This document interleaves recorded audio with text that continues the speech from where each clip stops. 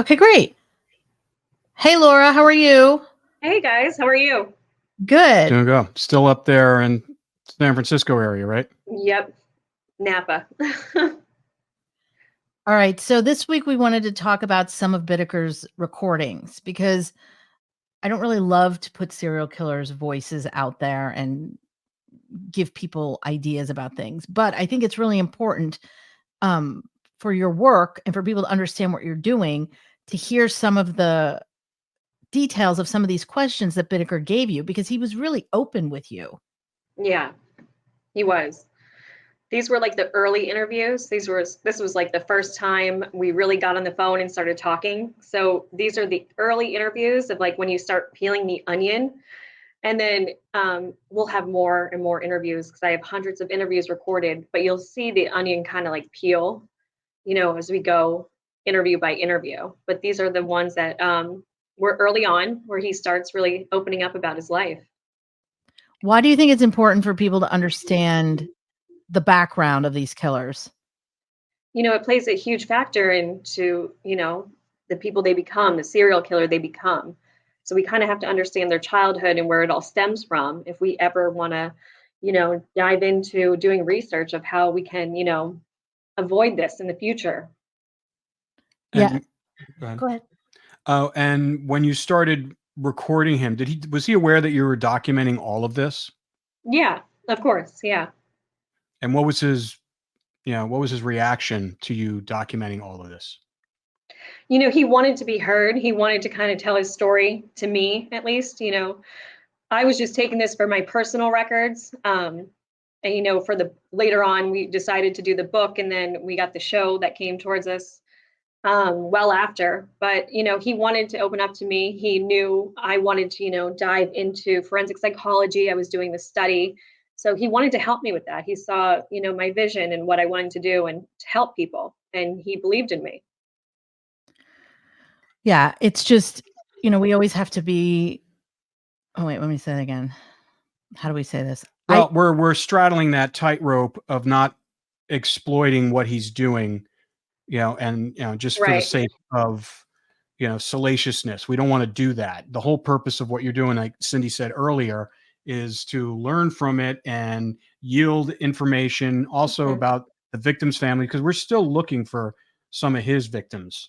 So we Right. still have to go out. There's still a whole laundry list of his victims that we have to go out and search. So it's important to everybody know that that's the purpose of all of this and your work in general. Right. And so I just want to make sure everybody's clear with that.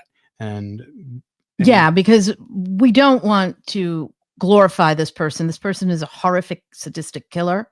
He is responsible for the murder of dozens of victims, innocent lives taken, and it's Mhm. horrific what he did.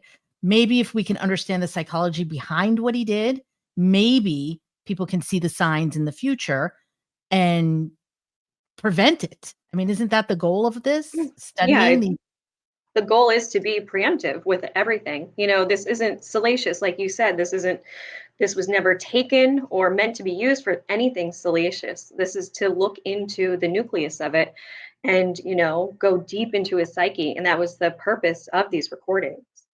And I think the real reason we wanted to do this I think the real reason why we wanted to do this is because so people can see how you actually do it. You can see the methodology and the way you're questioning him, how you make him comfortable with you, create a rapport, because that's how you have to do it. You can't it's not like interrogation techniques, it's interview techniques. It's, as we always said before, tactical empathy. And that's Right. exactly where you operate from. And how did you learn how to do that? Was that because he was your first person you talked to, first Yeah. ever, and you went and you were also in there while you were pregnant. So, like, how Hmm. did you, when you went in there, what was your game plan? Well, I had my degree at this point when I went in there, and I had worked at a sex offenders unit. I had a lot of prison training, riot training, boundary setting training. I'd been studying this stuff for 20 years. But, once you're in the field and in that cage, especially on San Quentin's death row, you really are kind of left to your own devices. That's why, like a lot of forensic psychology programs, they'll just put you in a prison because they have to see how you're going to react and whether you can make it in this field or not. It really is sink or swim.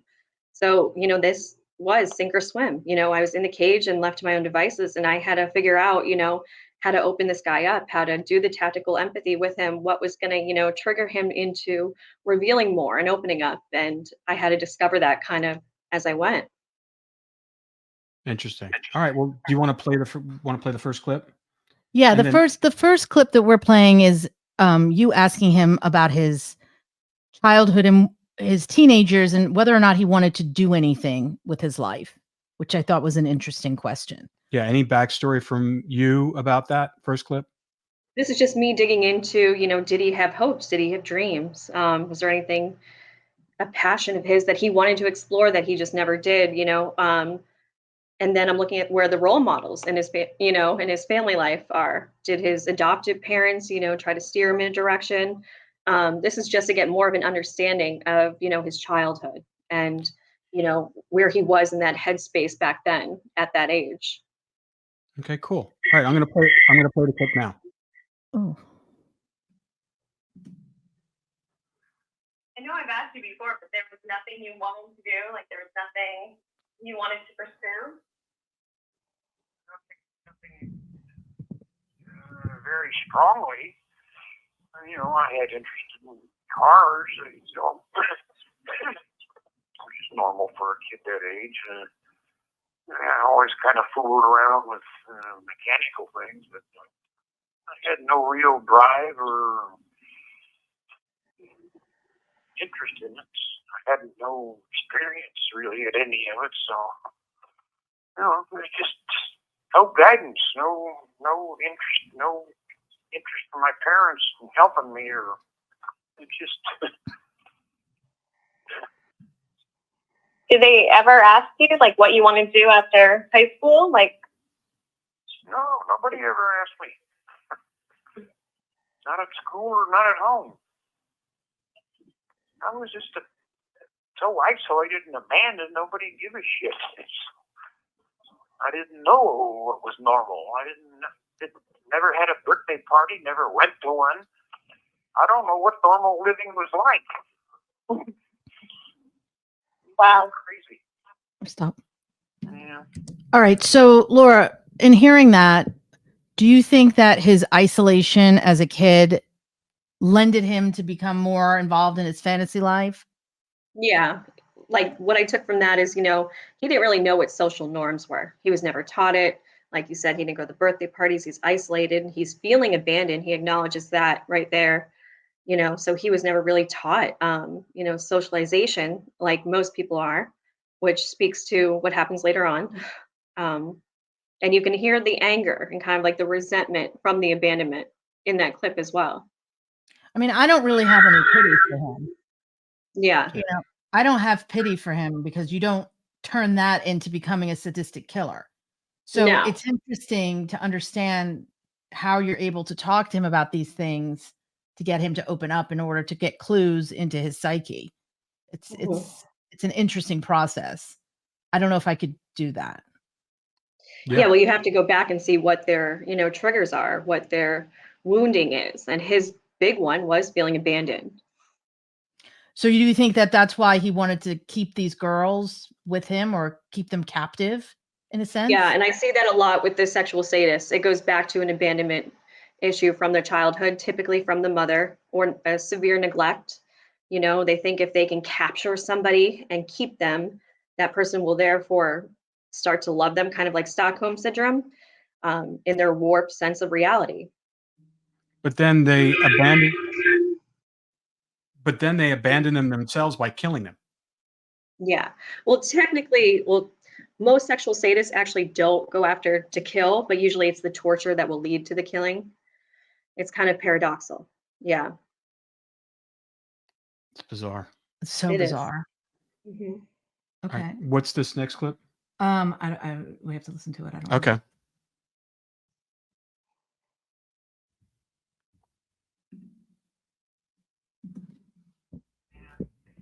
know. Do you think like that feeling of being unwanted is like that's what built up inside you? Well, I don't know about feeling unwanted. I wasn't aware of what was normal, so I wasn't aware that I was, you know, being treated differently than other people were, really. I didn't know how other people lived. You have 60 seconds remaining. Even as you got older and you saw people's relationships with their parents and stuff, you didn't realize it was a little unusual? Oh, what do you mean by older?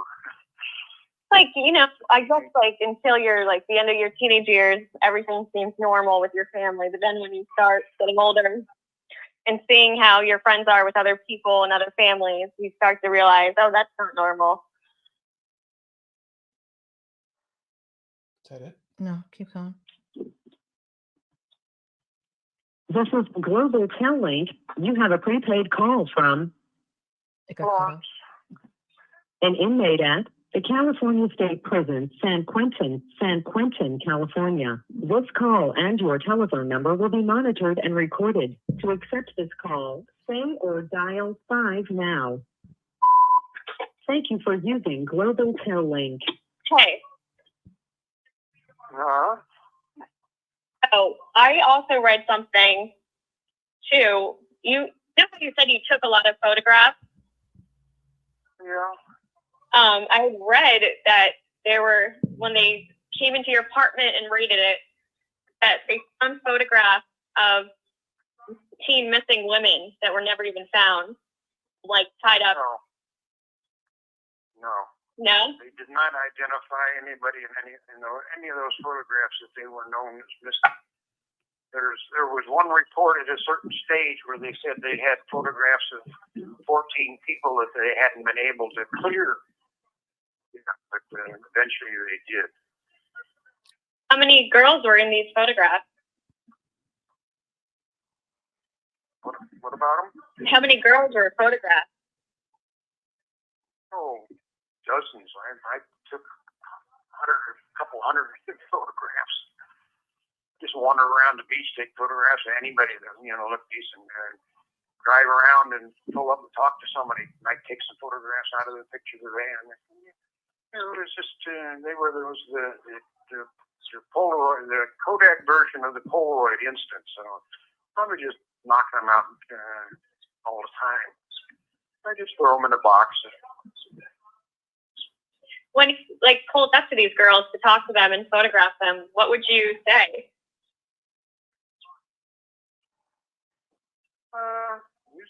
Usually wouldn't say anything. Why bother? They see what I'm doing. If they don't like it, no.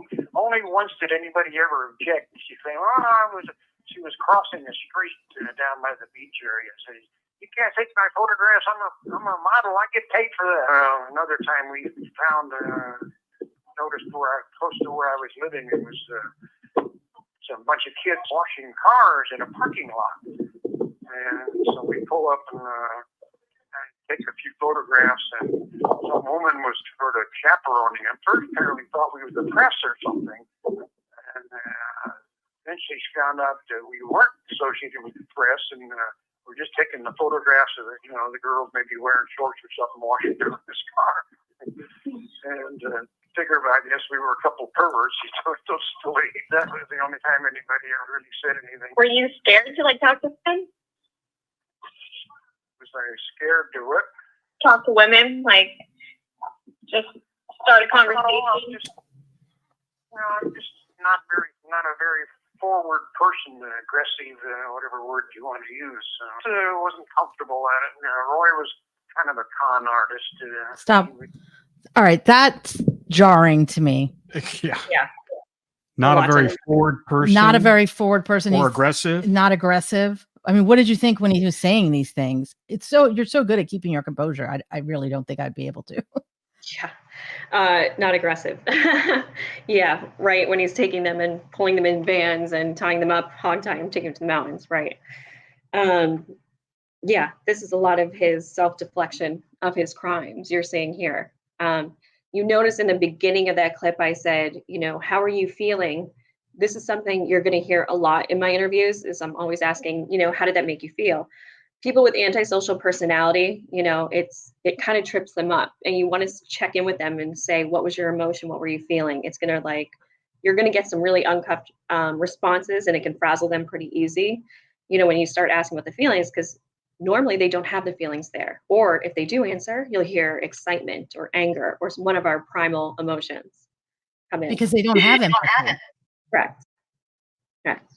And I you can totally- see he even acknowledges being a pervert. I mean, he says, we're taking the pictures of the girls, washing the cars, and he fully acknowledged, must have thought we were a couple perverts, and laughs. So, he's very well aware, he is a pervert, him and Roy, what they were doing. Yeah, I was going to say that. I thought that was funny how he was saying Yeah. that. Yeah, you are not only you're perverts, but you're homicidal perverts. Yeah, you're predators. Yeah. But he's acknowledging he is right in that clip. He laughs Is about that- it, but yeah. Is that unusual for them to admit that? Like, say something like that? Like saying, yes, I'm a pervert. It is. It can be, just depending on every serial killer is different. But for them to admit, yeah, I'm kind of a pervert, or yeah, I'm a predator. A lot of them kind of deflect and go, no, I love women, or they'll just try to deflect away from being a predator or pervert. So it is rare to have an instance like that where they are fully acknowledging it. What do you think the obsession is with taking the photographs of girls? Well, that's part of his signature. So that's why I explore, the photographs and the audio tapes a lot with him. This kind of reminds me of Ing and Lake in a way. It's the collector or collection of having these images of these girls and these audio tapes. It's part of their trophy collection. Well, it's stuff that they can recall later for whatever reason. The Right. images, the sound to get off on, and the same thrill. Because if they're not able to kill in that moment, at least they have something that they can ruminate over and Right. fantasize about the killing and kind of get themselves all worked up and planning as well. To me, it's like the photographs it was their recon, it was their reconnaissance mission. And it Yeah, was this also is what's known as phase 3, which is the trolling phase, where the serial killer is out there trolling, and photographing is a big part of that sometimes, or like following them home. This is their excitement of working up to the capture of a victim. They're out there trolling and looking for opportunities and yeah, photographing. the scary thing today, though, the scary thing today is that the killers don't even have to do that. They can just do it from their laptop now. Yeah, it's Yeah, true. because back then, I mean, you could see someone with a camera on a beach, you could be like, hey, don't take my picture. But now people have their phone. You don't know who's taking your picture. I've caught people taking my picture, and I'm like, don't take my picture. And you're Yeah. just, it's so, you can do it so under the radar right now in this society that we're living in. It's very scary. Oh, I think, yeah. I know that's- some predators have even watched girls on Instagram or a social media and learned the layout of their house or apartment just by looking at their photos and putting together a floor map from doing it that way.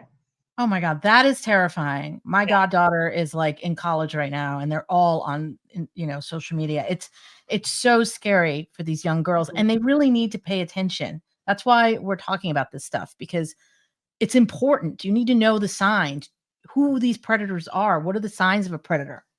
Yeah, you don't want to have your GPS always on, dropping pins. Don't ever put, your whereabouts out, because you just never know who's watching or is hunting or stalking you. You have no idea. Yeah, I mean, in the same way, some people are always saying when they let people know that they're traveling away from their home. Yeah. Oh, I'm on my way here. Yeah. Oh, you're not home now. Right. So, if someone can figure out where you live, they can go and break in, take something, or be waiting there for you. So it's really Right. important to be situationally aware in the cyber world, as well as when you're just walking out. You don't want to give people Right. clues. And that's the Right. next part of the next clip is interesting too, because he talks about how he started trolling these girls in person, like how he started following them. So let's hear what he says. Okay. This is important for girls and women and people to acknowledge that you have to be aware of your surroundings. Yeah. He had a little less trouble saying something to him. I was shocked at our last call when you said how you lost your virginity to a drag queen, and you hooked up with a lot of drag queens, and because they were like a substitute. Yeah, I kind of got that impression. You were surprised. I've heard that before. Well, not something I actually broadcast all that much. But might say I'm bisexual to a certain extent, but they have to be effeminate. I don't go for males in a sexual role. But you will if they're dressed up as a girl. Yeah, basically, they act like a. Out at the international airport, LAX, they have they got a big bowling alley there, or used to anyway. And part of the bowling alley, they had in a separate part of it, they had a topless bar. I was living with one drag queen who did the lip sync music to songs. Some of the gay bars would have it. The drag queens would get up and put on a performance, like pretending they were some female singer. So somehow or other, she applied at the topless bar for a job to do the same thing, and they hired her. So for a while, I was driving her out there to the airport to work. I was living with her at the time, and we were living just about 2 blocks from Hollywood and Vine, just off of Hollywood Boulevard, about 2 blocks toward Beverly Hills. So took her to her first. I lived with her for some months, finally got arrested. Were you guys intimate?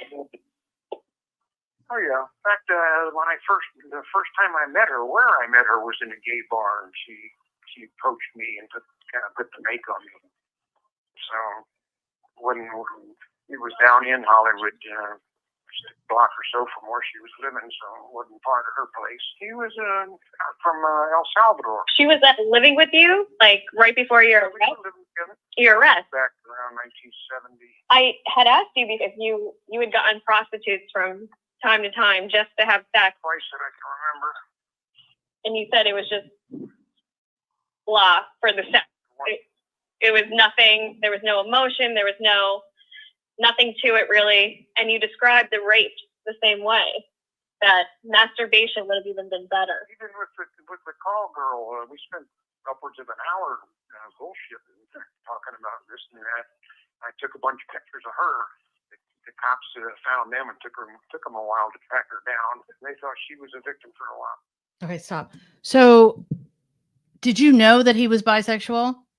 No, so he had said it on one previous call that I didn't have recorded, and that was me bringing it back up to him because I was shocked. I had no idea, and you can hear it when I'm questioning him because I was really surprised. With them taking young girls, so to find out, he had all these sexual experience with men was surprising to me. But there was always, that rumor about him and Norris being intimate together. So, it's interesting. It's similarities to like Ing and Lake as well. Yep. Mm-hmm. Why do you think that they choose young girls then? It's hard to say, this is when he was on his deathbed. He said to me that he's had more sexual relationships with men than women, but he had said to me, it wasn't that he was necessarily gay, but he was more like straight, but he had wanted to be liked, was what he said to me. And I said, he wanted to be liked. So I said, wait, so you wanted to be liked, so you had sexual encounters with men so they would like you? And he said, yes. But I guess the reason why they chose young women is because they're easy targets. That's true. Easy to control. Very easy to control. Remember, you told me that there was this one very athletic victim who, that was the one thing they said. They go, we have to keep them teenagers. They can't be too developed. They can't be strong. They can't be athletic because we got to be able to subdue them. Like, it was that one woman that caused them harm. I've heard from multiple serial killers tell me that they've tried to go after, college age girls, but they find that they're more seasoned, after dealing with high school boys and stuff. They're just easier prey in high school. They don't have, the seasonedness that a girl has when she's 18 and finally in college. When they're in high school, they just want to, smoke weed, get drunk, just like you see. That's how Bittaker lured them into the motel. And, they're lying to their parents, so no one knows where they are half the time too, So they're just easy prey for these men. Crazy. Do you think that, why is it doing that? He's having this like double life, living with a drag queen. How do I question this? I just think that if it had been more socially acceptable for him to be gay at that point in time, because this was in the late 70s, early 80s, do you Yeah. think that he would have still killed people? Do you think that has something to do with it? I think it does play a factor for sure. Whether or not it would have stopped the killings, I can't really say. I think that was just, I think the abandonment issues played way more into that. The need for attention, the anger, the resentment that has built up, and then you have, antisocial personality on top of that in the mix. I wouldn't say that would have stopped it. He was already, a perfect storm already forming who was there. But I think, yeah, I mean, maybe if it had been more socially acceptable and he, maybe he could have, you know, found his group and been more understood or felt more heard, maybe it could have helped. Did he ever talk about? Did he ever talk about like shame from having these homosexual thoughts and desires? No, not with him. He was actually pretty open about it. Someone like, Ing and Lake, there's a lot more shame there where they won't acknowledge it. Roy wouldn't acknowledge it, but Larry was pretty open about it, Well, as you can see in that clip. I was talking specifically back when he was younger, and then when it wasn't socially acceptable, and if he had any, and that may have kind of generated a lot of resentment because of the shame he has and the anger that he couldn't really be who he wanted to be. And so he was going to use that as another, in addition to all his other psychosis, what's going on in psychopathy and everything like that. That Yeah. just kind of added fuel to the fire for his desires when he was looking for victims and having sex with them and killing them. Yeah, I think it could have been a factor. Um, it's hard to say because he was pretty open. I mean, he was living. He never told me their name, but they were living together. He was going to LAX for those shows. He told me they were pretty out in the open. From Were what I any of the understand. victims? Ooh, Just back off the mic. were any of the victims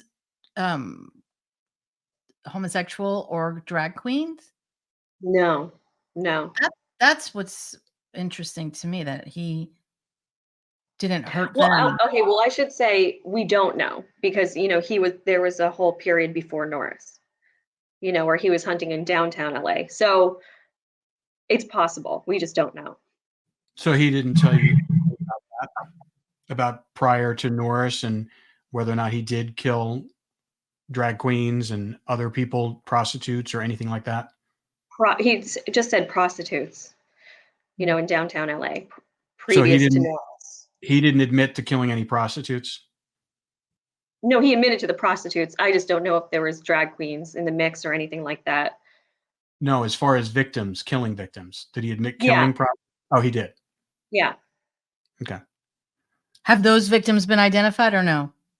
No. So sad. Mhm. Okay. All right, let's play another clip here.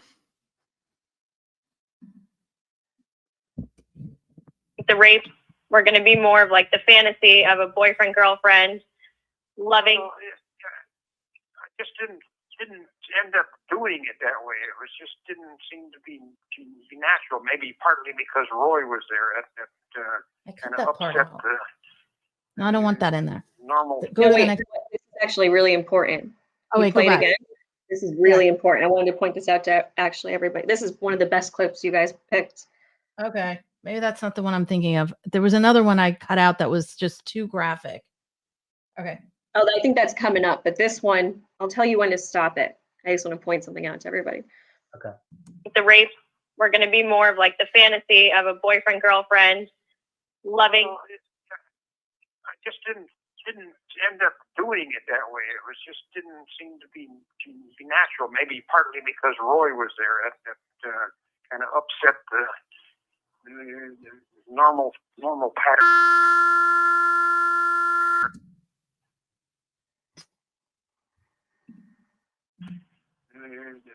normal pattern that might have happened if I'd have done it by myself, which I wouldn't have. Having him, I think, kind of destroyed. Okay. What did he say there again? I couldn't hear it. Did you hear it? Did you guys catch that? I was too busy. He was saying that if Roy hadn't been there, it would have been more of a romantic fantasy for him. He slips right here, but he catches himself and tries to recover. But he says it disturbed the normal pattern with Roy there. You want to play it again? You'll catch it. And he tries to recover. Having Roy there disturbed the normal pattern. Kind of upset Go back just a little bit. didn't seem to be natural. Maybe partly because Roy was there. That kind of upset the normal pattern that might have happened if I'd have done it by myself, which I wouldn't have. Okay, stop. So he saves it by saying that last part. I think he realized what he's saying because he quickly goes, if Roy had, if I'd done it by myself. Yeah. So you think he was killing before Roy? Yeah. Yeah, I definitely think so I as agree. well. Yeah. You can hear him slip there. He slipped. Yeah. Because what normal pattern unless there was already a normal pattern? You know what I'm saying? Yeah. So obviously it was weird that was bringing somebody in. It disrupted, his normal pattern of doing it with Roy. Interesting. Well, let me hear what else he said here because there's a little bit more. Hold on. They just kind of destroyed the whole idea of what I originally wanted. Okay, so it's just finishing that thought. Yeah. All right, cool. It's those little things that you have to really pay attention to. This is why you have to pay attention to every single word because they're quick. They'll recover quick and try to deflect and, play the mind games or word scramble all the time. But you have to listen for those 1 second where they slip. Did you recognize that in the moment or did you have to go listen to the recorder and say, No, I heard it in the moment and I was like, got it. Yeah. That's tough. That's tough to really kind of dissect that stuff. I mean, it takes a lot of energy, and like I said, recalling the time that I was in their cage with you and David Carpenter, I mean, it's a lot of energy to hang on everything that they're saying and, editing out all the craziness and the jibber jabber that comes on and the tangents that they go on. And you just have to let them flow. And then you get these little Easter eggs that pop up. Right. That kind of show clues to what they're so easy to miss that most people would just miss unless you're hyper focused and you really know what you're doing. You're going to miss them. So no one knows about any of the victims before he started working with Norris. No. So sad. There could be so many. We don't know. Yeah, well, I have a couple missings and a couple little things he gave me, but it's hard. You're talking about 70s, 60s, downtown LA, very transient, hunting ground too. Yeah. Well, that's a lot of the times that's where they start. Gary Ridgway, that was his MO, is taking streetwalkers and runaways, people that were in the eyes of society that were disposable. Yeah. And so it's sad. And then, a lot of times police officers, just like in Gary Ridgway's case, they didn't spend a lot of time looking for them until the body count started piling up and the news got involved. Yeah. Because it really wasn't, he would pick people that no one would really be looking for. Or at least that's what he thought. If they're runaways or if they're, living this alternate lifestyle, they probably were estranged from family or friends. Well, yeah, that's what most serial killers, that's why they go after them. They think, no one's going to be looking for them. The cops aren't going to care. It's like, oh, there's my perfect victim and I can just keep doing this and I'll never get on the radar. But these two are so brazen. I mean, they just snatch people off the street in the middle of the sidewalks. Day. Yeah. Yeah. That's what's really scary. And I think he's going to start talking about that stuff next. But to me, I'm like, that's horrifying. You're walking down the street and someone just stops and pulls you in the truck. I know. And that's it. And there were no cell phones. You couldn't call anyone. This is terrifying. And it's He not was- just indicative. It's not just indicative of those times too. We're seeing that happening now, today. Oh with yeah. with all the CCTV cameras and everyone with their phones and stuff. There's, I don't know how many times, like at least like once a month, you see someone getting abducted Ugh, in a so car and scary. dragged, or a child getting pulled Mm. off the street. I mean, so, and then in broad daylight, none of this stuff is happening. And they operated in broad daylight as too. So if They the did. predator has a target on you, they're going to figure out a way to get you. That's why you have to Yeah. be careful. You have to be really careful. All right, let's see what he says next. Okay.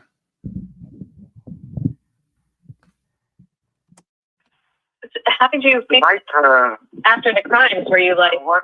panicked after everything? Were you panicked after the crimes, like after they, or No.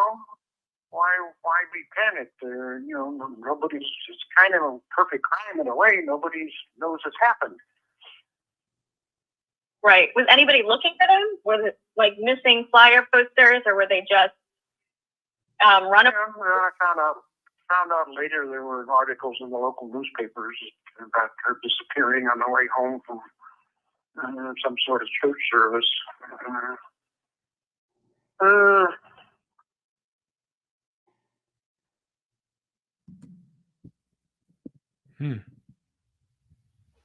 There's more though. There is more. Yeah. Is there more of that one segment? Yeah, there's more talking about how he followed them and chose the ones that he chose. Okay, let's play some of that too.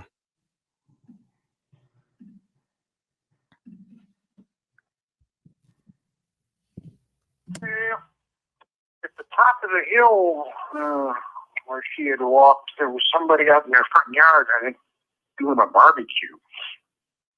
And he apparently was the only person in the neighborhood that heard her two little screams, and was kind of looking down to where she had been, or we had been, as I drove up over the top of the hill and went away.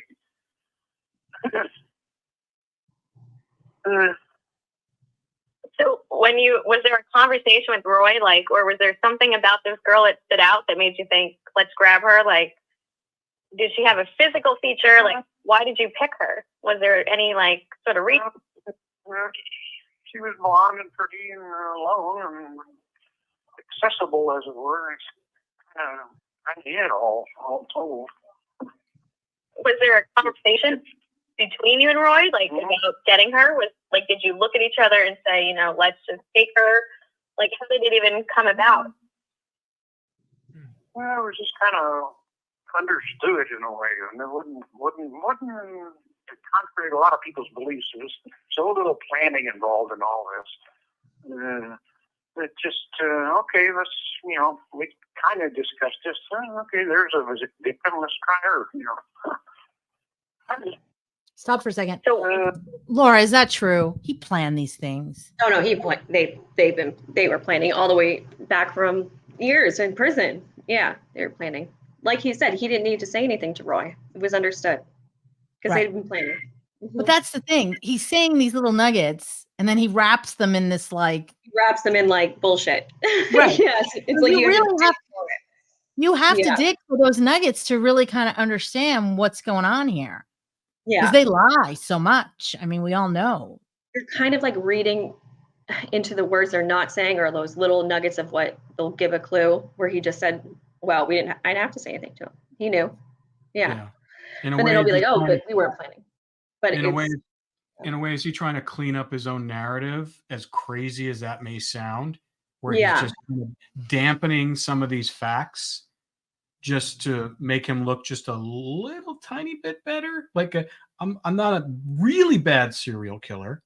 We didn't really plan this. This wasn't yeah, premeditated. it's almost like a self-editing almost. What you're hearing. It's like he's giving it, then he like pulls back. He's like, "Oh wait, that sounds bad."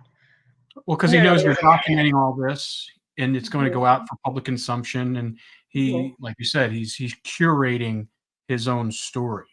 Yeah. There's these Yeah. little nuggets in there that you can hear that Mhm.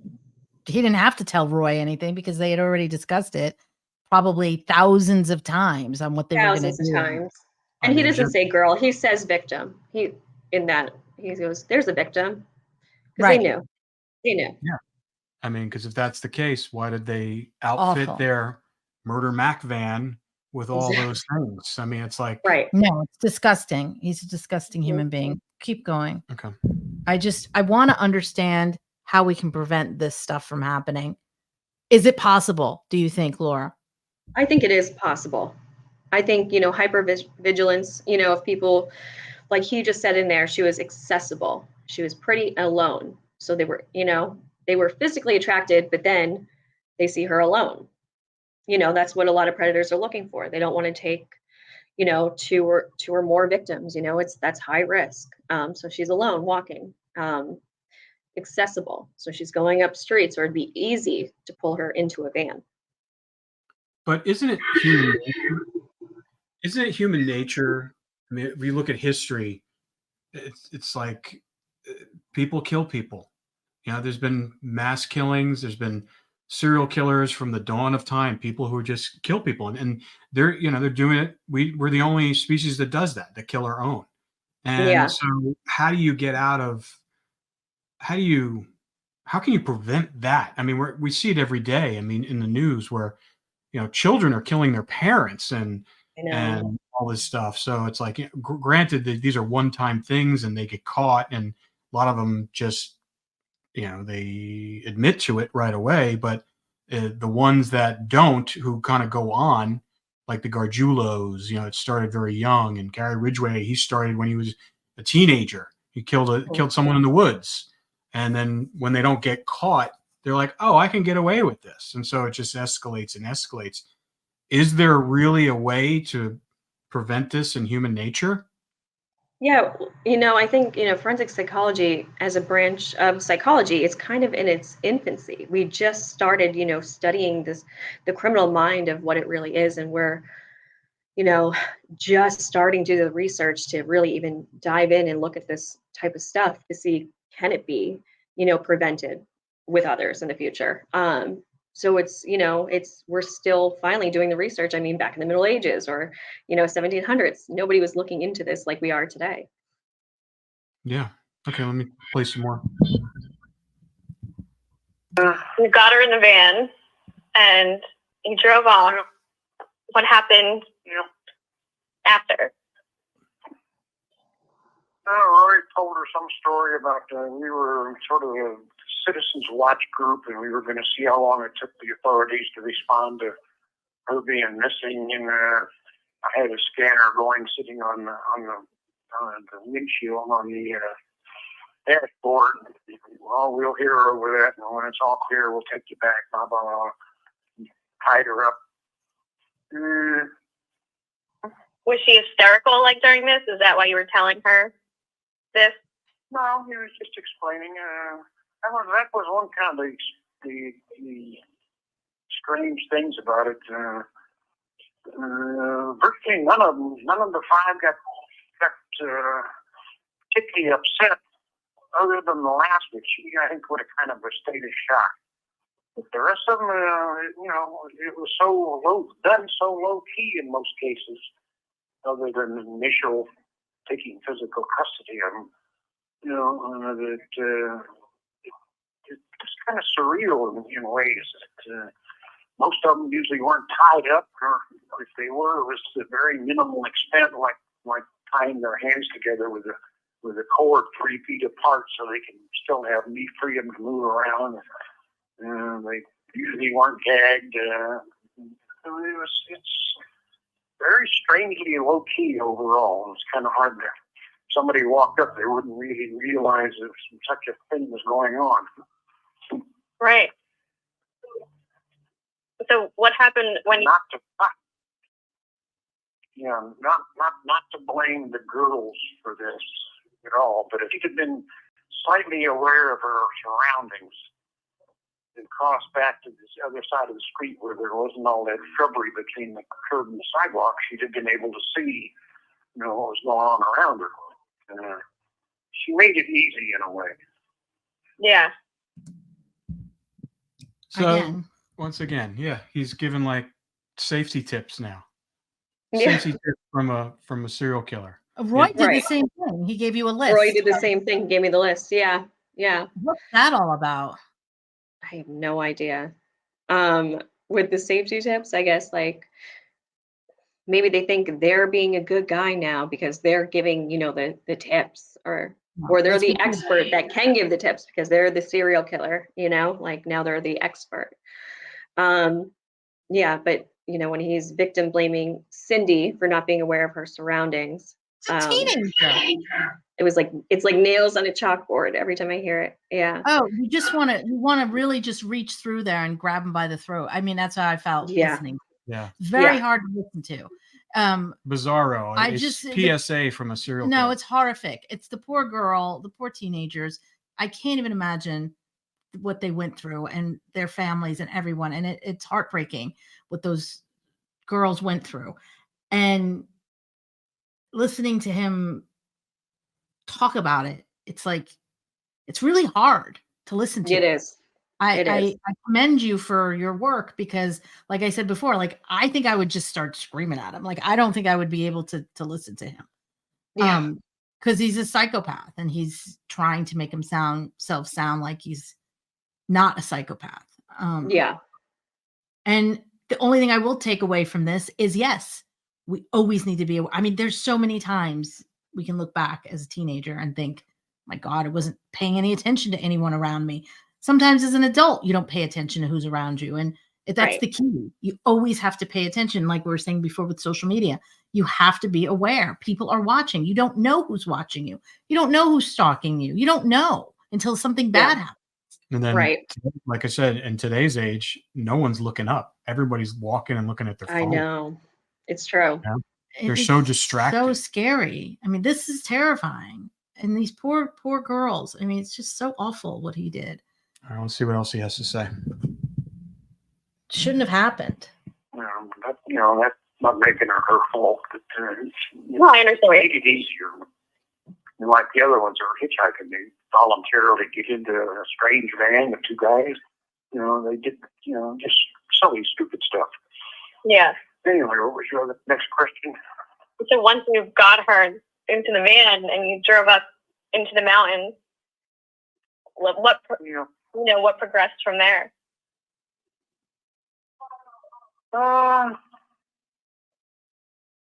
That time we told her what was going on, or Roy did. I was doing the driving. He was doing most of the talking with her.